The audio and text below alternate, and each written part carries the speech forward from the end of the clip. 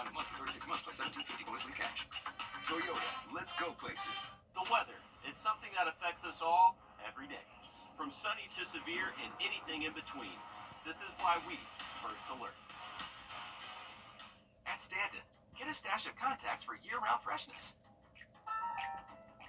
With 1 year of AccuView Oasis for $149, plus a free contact lens eye exam. Lowest price of the year. Book your eye exam today. Stanton Optical. Easy's our thing. Thanks for watching News 12 on your side. Parker's Kitchen is proud to partner with Wounded Warrior Project to help empower veterans and their families. When you round up at Parker's, we'll make sure to match 25% of your donation to support local veterans. Live from Augusta, you're watching News 12 live at 5. A record-breaking day at the Augusta National Women's Am, but first, we are tracking some possible showers tonight. Let's get right to your First Alert Chief Meteorologist, Riley Hale. That's right, Meredith. We are keeping an eye on radar tonight. If you're heading out this evening, some spotty downpours, maybe even a rumble of thunder will be possible. Moving forward into the forecast, the next big thing we're looking at, that first alert has been issued Sunday into early Monday. The Storm Prediction Center has placed us in a day 5 slight risk. So here we are again, anticipating the threat for a strong front to bring us at least a chance for some severe storms. Now, this is for Sunday, so we're still about 5 days out from this. Not a lot of details, but it looks like the threat for strong winds, maybe some isolated tornadoes. And the difference with this system is that it looks like it will be a slow mover, so maybe a little bit higher risk for some localized flooding. So that's something we're keeping a very close eye on.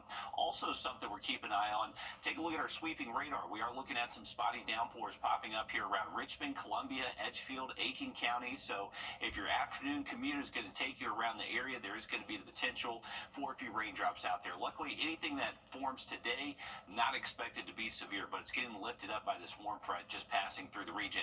We will keep rain chances in play through this evening and early tonight, so once again, keep the umbrella close if you're heading out. Much more on that First Alert Sunday for you in just about 10 minutes. All right, thanks for that, Riley. We have reached the end of the first round of play at Champions Retreat Golf Club in Evans. The Augusta National Women's Am kicked off this morning, and that's where we find Joseph Doring. And wow, maybe the 5th time's the charm for a standout at Stanford, Joseph. Yeah, that's right, Meredith. It has been a record-setting day out here at Champions Retreat. This is only the 6th time that this event has even been played, and we already, after today, have a new solo single-round record out here at the Augusta National Women's Amateur Championship. That record now belongs to Megan Ghani, who fired off a 63 round of 9 under par out here, which included 7 birdies and an eagle on the par 5 third hole. The previous lowest single round in the Champions Retreat side of this tournament was back in 2023 when Rose Zhang shot 65 in the second round. Ghani also tied the low first 9 record, also set by Zhang 2 years ago in that very same round I just mentioned. Ghani shot a 31 on the front 9, tying Zhang's record, and she shot a 32 on the back. The Stanford Cardinal now has a 2-shot lead going into tomorrow. I think it was just a really good day. Great timing to have. This is my career low in a golf tournament, so I think I had a feeling I was going to go low today, but not this low. So I'm just trying to enjoy it. I think it's the most exciting week in amateur golf, men's or women's period, in my opinion. I know that everyone in golf knows about it, and they might not know about certain other tournaments, but when this one's happening, people tune in. It just draws so much attention in the best way, and these women carry themselves in such a great way, and I'm really excited to see where the tournament goes, although I don't think it can get that much better than it is now. Now, for a while, it looked like absolutely nobody out there was going to be able to catch Ghani today, but right on the heels, you can never count out a defending and former champion here at the Augusta National Women's Amateur Championship. Lottie Woad is 7 under par after firing a round of 65 out here. That would have tied Zhang's record from 2 years ago had Ghani not gone so low here in the first round of this tournament. So we had a little motto today that play like you're 12, and that's what we did. Yeah. And we're going to do that again tomorrow. In case you didn't know, we have a former LPGA golfer out here this week who also happens to be the current active president of the PGA of America. She's on the bag for one of our 71 golfers in the field this week, and we're going to bring you all of their story, all new on News 12 at 6 o'clock. Stay with us later. All right, thanks for that, Joseph. And very cool to see Gani in the top spot, especially after she spent so much time with the Boys and Girls Club, helping these young people with golf, growing the game, and then those young people can now see her in the lead today. Super inspiring for them and even better for the game of golf. Thanks for that coverage today. Now, ahead of Golf Week, this Saturday is the Mayor's Masters reception at the Augusta Common. That event will honor sports commentator Jim Nantz. Augusta Mayor Garnett Johnson, North Augusta Mayor Britton Williams, and Columbia County Chairman Doug Duncan appeared on Morning Mix earlier today. Local leaders joining forces to bring the community together to celebrate a fixture at the Masters for a good cause. If you know anything about Jim Nantz, Alzheimer's is near and dear to him, that his father suffered from it. So the proceeds from this year's event will be going to Via Cognitive Health, which is a local center that specializes in Alzheimer's rehabilitation and care. So we're proud that we're able to help a local institution. And to have music, to have food, to have a fireworks, and know that the benefit really is for the citizens, is quality of life, and that is something that's just unique for us in the CSRA, that we can literally all come together in the Central Savannah River area. You can also catch live performances by local musician Tara and the Snacks, plus three-time Grammy-nominated producer, songwriter, and musician Jonathan Wilson and DJ Brandy Renee. There will also be food, vendors, and fireworks. Gates open at 5 p.m. Now to a traffic alert. Highway 56 in Burke County is blocked off due to a gas line rupture tonight. It's between Vine Sunshine and Steiner Place. Now this has been closed since after 10 this morning, so a long time. You are being asked to seek an alternate route if you're heading that way. One person is hurt after an accident involving a train in Burnett Town. It happened early this morning, just before 4 a.m. in the area of Anthony Drive, and not at a crossing. Aiken County deputies and emergency services responded, and the road was blocked off. Still no word on how the person who was hit is doing tonight. No one on the train was hurt. Local car dealerships are feeling an impact as they see a decrease in car sales. Your Audrey Dickherber spoke with Cars R Us. And Audrey, what have they been seeing from customers? 150 years, South Carolina lawmakers will soon hold a hearing at the State House to potentially kick an elected official out of office. Now, that type of removal has never happened in state history, but Treasurer Curtis Loftus's job will be on the line. Your State House reporter Mary Green has those details.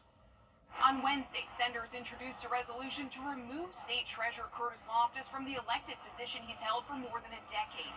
As part of that, the Senate will hold a hearing here on April 21st to give Loftus an opportunity to defend himself. And after that, senators anticipate they'll hold a vote on whether to fire him.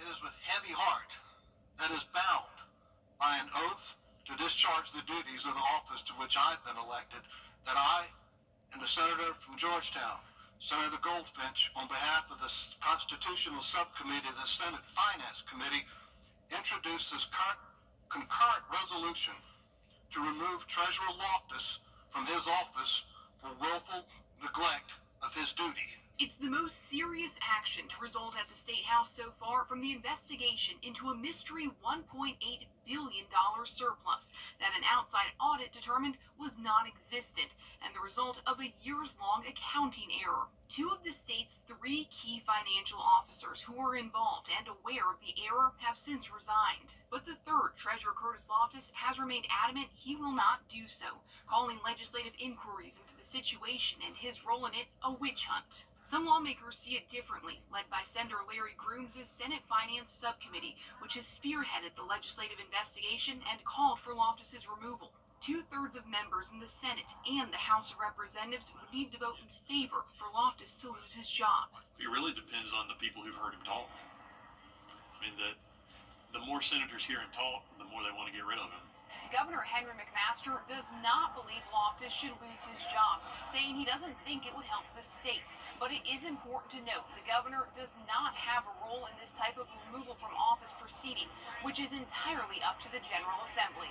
Reporting from the State House, I'm Mary Green. As this is going on, South Carolina remains under a federal investigation because of these financial discrepancies. Lawmakers say it's been going on for more than a year, and the state could face even more consequences from it. Tomorrow, a farewell ceremony will be held for 4 Infantry Division soldiers killed in an accident in South Carolina. Officials are alerting schools about a growing online exploitation threat targeting teenagers and children. Attorney General Alan Wilson says there has been an increase of groups talking students into creating violent or graphic content, and in some cases, encouraging suicide or self-harm. In a letter to Superintendent Ellen Weaver, Wilson suggested to share safety information with schools and says his office is ready to provide resources and training to school districts. Well, keep an eye to the sky if you're heading out this evening. We got a low chance for a few isolated thunderstorms tonight. And as we move forward in this forecast, near record highs over the next couple of days. And then we have issued that first alert Sunday. Lots to talk about moving forward after the break. Time and temp, brought to you by your First Alert weather team. From sweet to heat. Around all week long. The Augusta Canal is reopening after Hurricane Helene. We spoke with the Savannah Rapids Kayak Rental, who say that they've seen an economic impact, of course, from it being closed.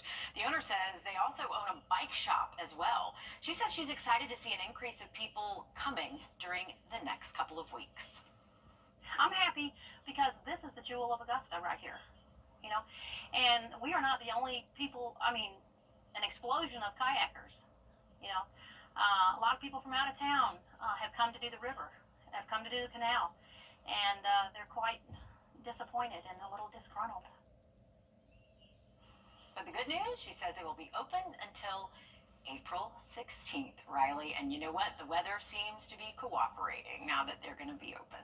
Absolutely, Meredith. I would say over the next couple of days, we got high temps upper 80s, maybe close to 90 over the next few afternoons. So definitely a great day to hit that cool canal water for sure, and definitely take advantage of it while it is open. Here's a look outside of our studios. We got a little downpour out there, so we do have some of these spotty little showers, and even maybe an isolated thunderstorm could form for the rest of this evening. So we got it right here over our studios, and we are tracking those in other spots as well. Warm afternoon. We're up to 85 degrees, and actually our thermometer here in Augusta has been as high as 88 degrees, believe it or not. So even today we're close to 90.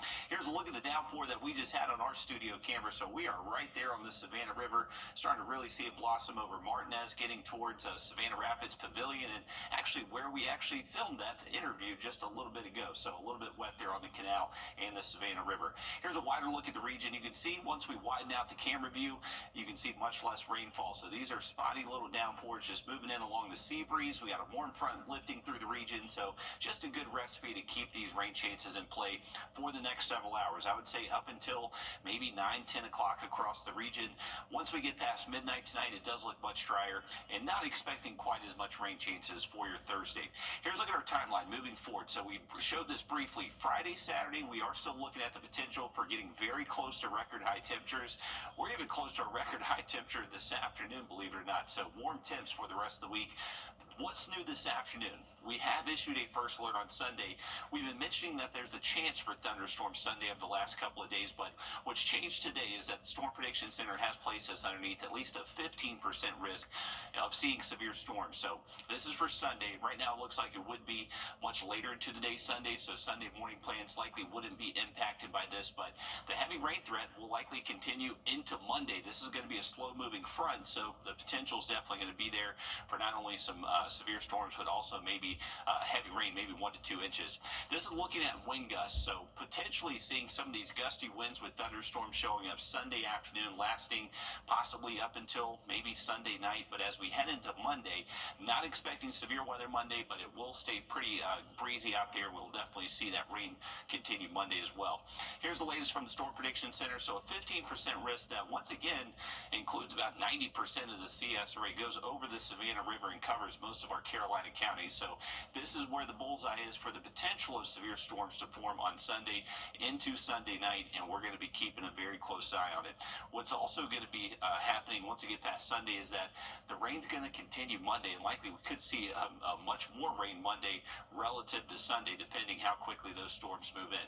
So Sunday, first alert, make sure you're keeping it here for those updates over the next couple of days. Until then, be prepared for some summer-like heat through the weekend. All right, thanks for that, Riley. Prom season is just around the corner. How a local school is teaching kids to stay safe behind the wheel. First Alert Radar, powered by Jim Hudson Automotive Group. Serious truck crash? The World Meteorological Policy that's fiercely protected by the trucking company. Let us handle the fight for you. Our truck accident experts can get you the serious truck cash you deserve. The World Meteorological Organization said Hurricane Helene was so bad, they're retiring the name. The organization says they're retiring the names Helene, Milton, and Beryl. They're replacing those with Holly, Brianna, and Miguel. Not to be confused with Mikkel. No, not Mikkel. Although Hurricane Mikkel has a ring to it, doesn't it? It does. But thankfully, we will never hear those names ever again. Right. I'm sure it's a name we are tired of hearing as well here locally. But they only retire those if there is a significant loss to life or property. We definitely saw that with all three of those. So big decision there, and definitely no surprise for any of us here, Mayor. Absolutely.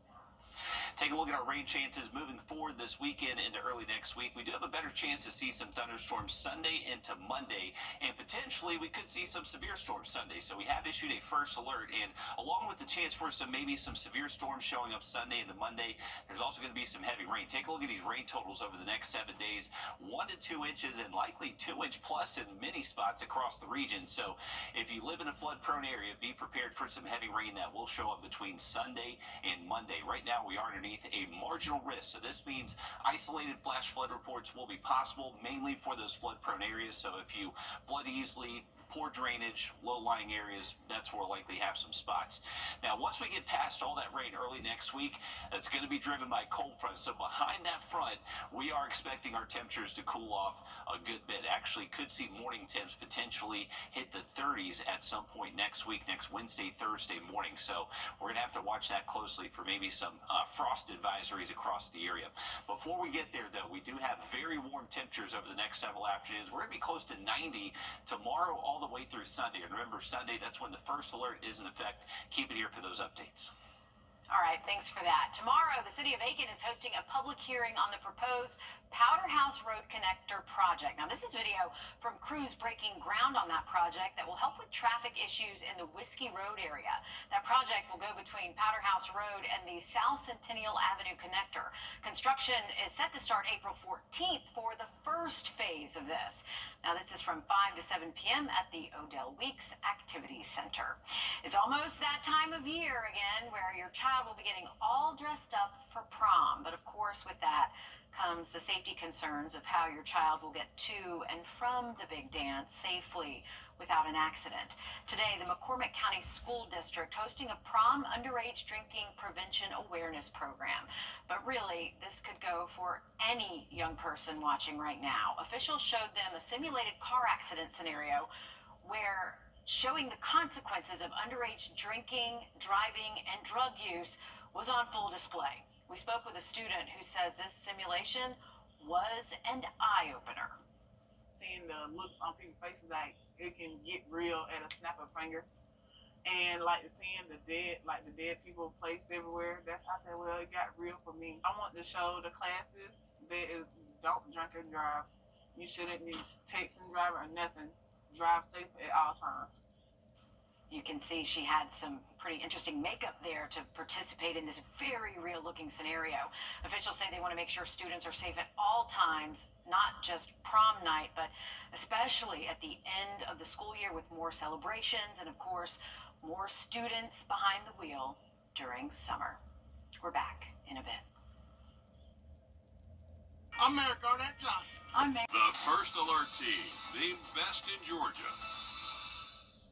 Wounded Warrior Project is proud to partner again this year with Parker's Kitchen to help empower your community's post 9/11 veterans, heroes, and their families. Thank you, Parker's Kitchen, for your commitment. You're watching News 12 live at 5. Continues. Good evening and thanks for tuning in here live at 5. I'm Will Rio. We've got showers moving through our area. Your First Alert Chief Meteorologist Riley Hale is with us. And Riley, that's something the players out at Champions Retreat are certainly going to be paying attention to this evening.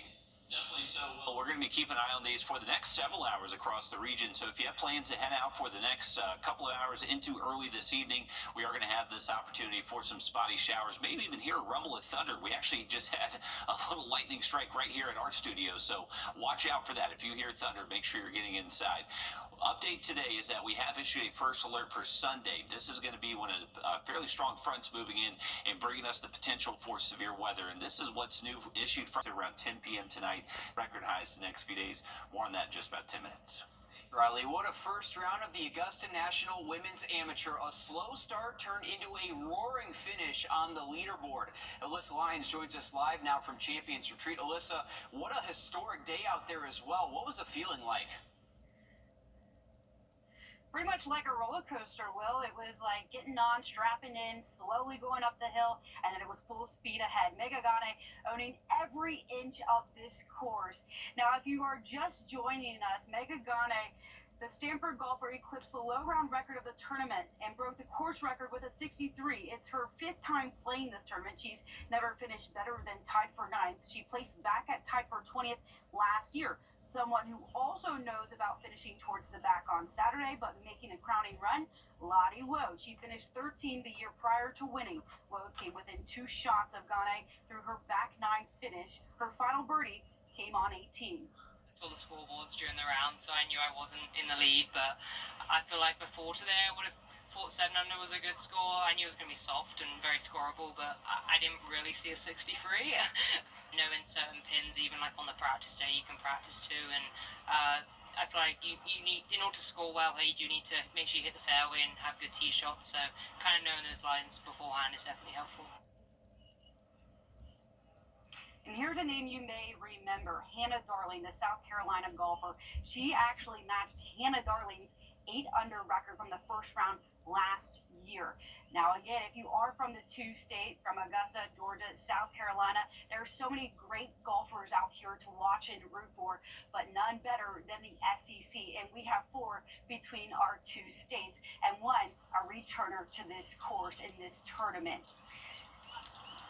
There was no dogs in the fight last year. This year, Katarina Dawn is here to fill the much-missed void. She competed in the inaugural field here at the Augusta National Women's Amateur and last played here in 2021. This year, she's back, but she's mostly put her bags away. She's now the assistant coach at Eastern Michigan, working alongside former Georgia girls golf coach Josh Brewer. While her bag may be Eastern Michigan green, she'll always bear the red and black, especially here so close to her former home. It's always an honor to come back out here, and you know, this place has a special place in my heart. I was at Georgia for 5 years, but I also played my first ever event on United States soil out here, so it's always special, and you know, to kind of end my career out here, it's unbelievable. Of course, the Gamecocks came out with a very deep field here. The Louise Ridquist is back, Hannah Darling is back, and Ella Galitsky is back. Ella may even tie the Gamecocks record, so the best finish by a Gamecock is tied for 3rd on Saturday. Ella is at 2 under right now, but there's plenty of time between now and Saturday. Still a lot of golf left to be played, but certainly Lottie Woad and Megan Gane are where we're going to be watching right now. Incredibly high level of golf being played out there at Champions Retreat. A second round is certainly going to be a treat as we move into tomorrow. Thanks again for that, Alyssa. Well, this Saturday is the Mayor's Masters reception at the Augusta Common. The event will honor legendary CBS Sports commentator Jim Nantz. Augusta Mayor Garnett Johnson and North Augusta Mayor Britton Williams and Columbia County Chairman Doug Duncan appeared on the morning mix this morning. We spoke with both mayors about how this can help give back to the community. Do you know anything about Jim Nantz? Alzheimer's is near and dear to him, that his father suffered from it.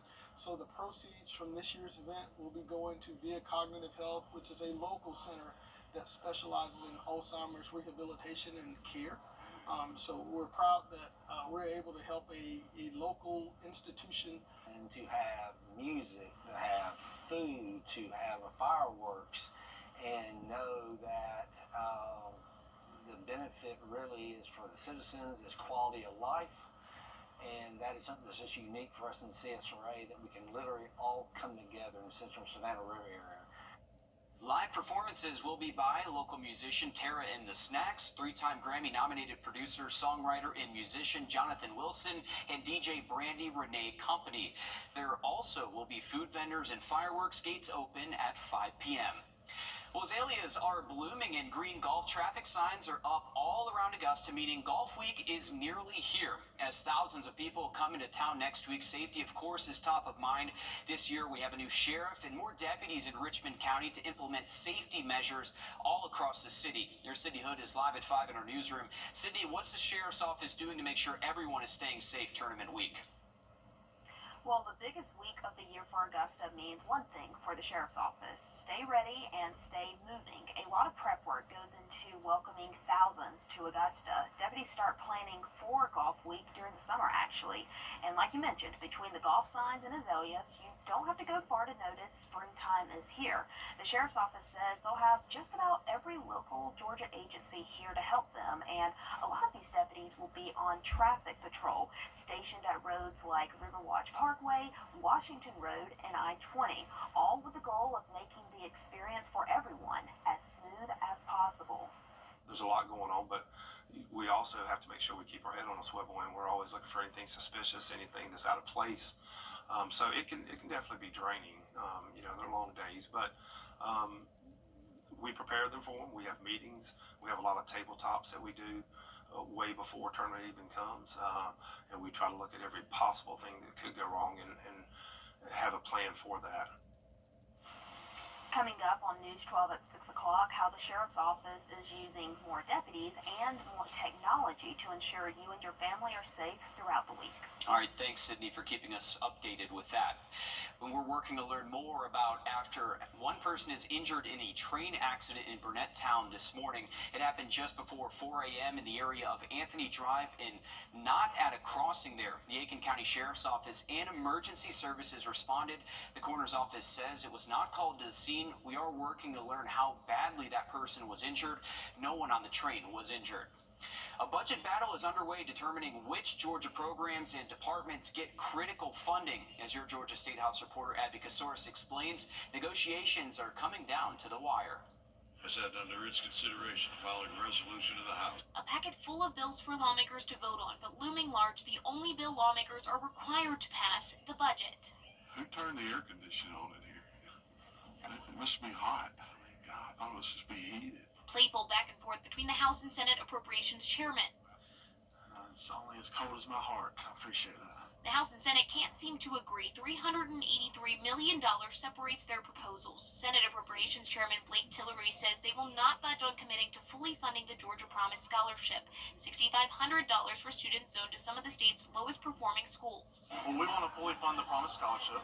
We also want to make sure that we're paying for things now rather than putting future generations in debt. The Senate rejected the House proposal for more than $300 million for infrastructure improvement projects. House Appropriations Chairman Matt Hatchett and House Speaker John Burns readying to defend their priorities. We'll continue to make strategic investments in Georgia, and that's what we should be about, and that's what we've done. Meetings like this a formality while they comb through the numbers in the thick 127-page budget bill. Look forward to the conclusion of this. Lawmakers in both chambers looking to add more funding for Georgia's prison systems and school programs and safety measures. Lawmakers can't adjourn until they both agree, which means they could be here late into Friday night or even Saturday morning. In Atlanta, I'm Abby Kasoris. Well, tomorrow a farewell ceremony will be held for 4 infantry division soldiers killed in an... Well, over the next several afternoons, we're going to be within a few degrees at 90 all the way through Sunday. Sunday, we have issued a first alert for the possibility of maybe some severe storms. Much more on that in our near record highs just after the break. Time and temp, brought to you by your First Alert weather team. The weather, it's something that affects us all every day. From sunny to severe and anything in between. This is why we First Alert. Watch this. It's 90 to only the mid-60s.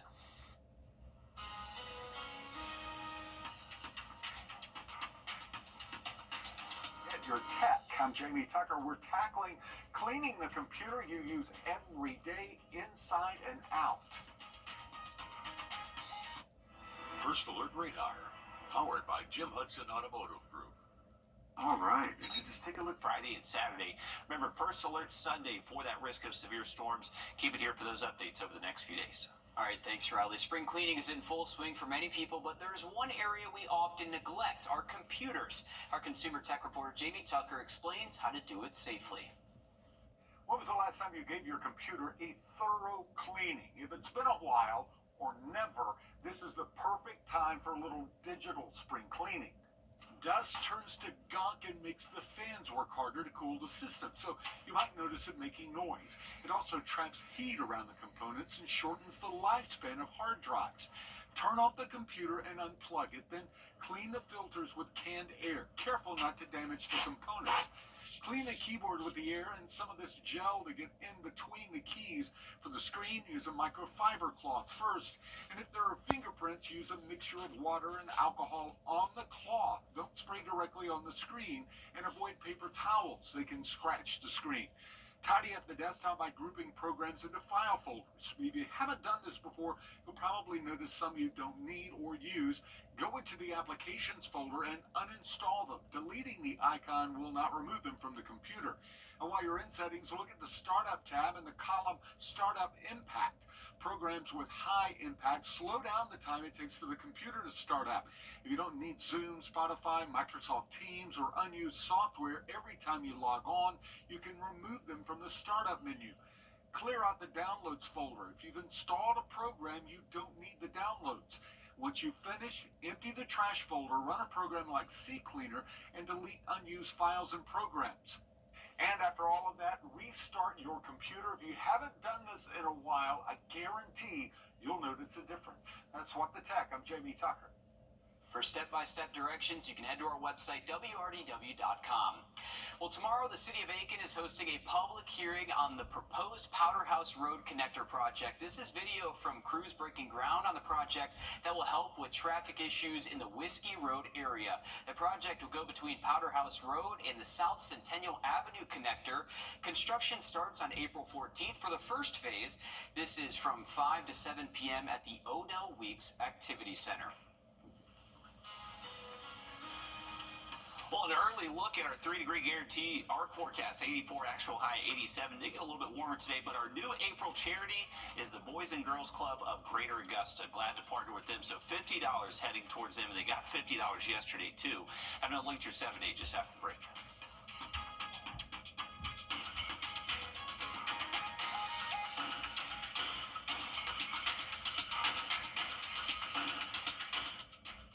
The hot tub blowout sale is... Welcome back, folks. A live look over SRP Park. We have our Augusta Green Jackets getting to practice, and their actual home opener is going to be later this week. I believe it is Friday night if you want to check that out at SRP Park. Temperatures have actually bumped up 85 degrees right now. We did cool off a little bit with a quick little downpour that impacted us here in Augusta. Still tracking some of that lingering rainfall across the area, so if you're heading out for that afternoon commute or maybe heading out tonight, may need to keep the umbrella close by. Not ruling out some more of these popping up to at least around 9, 10 o'clock tonight. A few strikes of lightning with these, but luckily not expecting any severe weather. Once we get past around 10 o'clock tonight, most of this rain is out of here, and we should be much drier heading towards early Thursday morning. Here's a look at your 7-day forecast. We have issued that first alert on Sunday. It does look like we'll see some storms show up late into the afternoon. We'll have more on exact timing and details over the next couple of days, but until then, highs near 90 through the weekend. All right, thanks, Riley. Stick with us. We have more news, weather, and sports coming up after a short break on News 12 at 6 o'clock. Introducing the First Alert Radar Network. With up to 10 times the resolution of other local radars and technology that can pinpoint right down to your street. First, just got faster. Join us right here on WRDW News 12 at 11 a.m. for Warren A Way of Life. Visit us anytime online at warren.church for more information. Is it time to clean your closet? Don't throw out those clothes. Consign them and make money. I can help with that. Second time around, the CSRA's oldest and most trusted consignment store is now accepting gently used clothes, shoes, and accessories for the whole family. We can help with that. They're also taking in gently used furniture and housewares. We can help with that. Come in today and see why local shoppers have been trusting Second Time Around for more than 40 years. Open Monday through Saturday on 3690 Washington Road. I'm Mike Costello.